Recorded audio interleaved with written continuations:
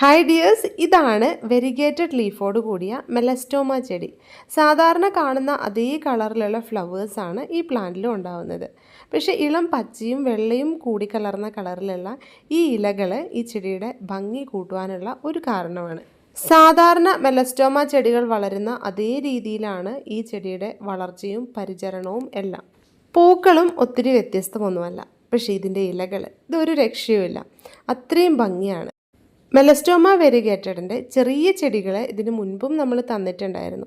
പക്ഷേ ഇന്ന് നമ്മൾ പൂക്കളാവാറായ ഇത്രയും വലിപ്പമുള്ള ചെടികളാണ് തരുന്നത്.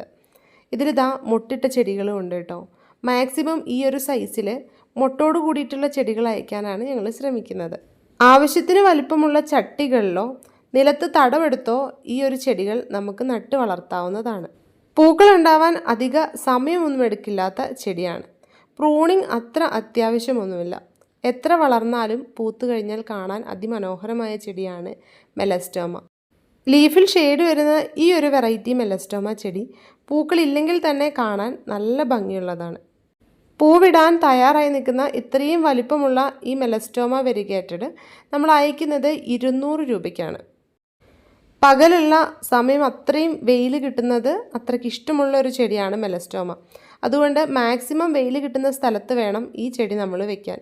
ഇതിനെന്ത് വാട്ടമോ ക്ഷീണമോ ഉണ്ടെങ്കിലും ആ വെയിൽ കൊള്ളുന്ന രീതിയിൽ തന്നെ ചെടി വെക്കാൻ എല്ലാവരും ശ്രദ്ധിക്കുക. മെലസ്റ്റോമ ചെടികൾ നട്ടിട്ട് വളർത്തിയെടുക്കാൻ ബുദ്ധിമുട്ടുണ്ട് എന്ന് പറയുന്ന ആൾക്കാരാണെങ്കിൽ നമ്മൾ ഈ ഗ്രോ ബാഗോട് കൂടി തന്നെ അയച്ചു തരുന്നതായിരിക്കും. ഇനി ഏകദേശം ഒരു 2.5 കിലോയോളം വെയിറ്റ് വരുന്നുണ്ട്. അപ്പോൾ നമ്മൾ സാധാരണ അയക്കുന്ന രീതിയിലാണെങ്കിൽ നോർമൽ കൊറിയർ ചാർജിലും അല്ലെങ്കിൽ 2.5 കിലോ വെയിറ്റിൻ്റെ ചാർജിലും അയക്കുന്നതായിരിക്കും.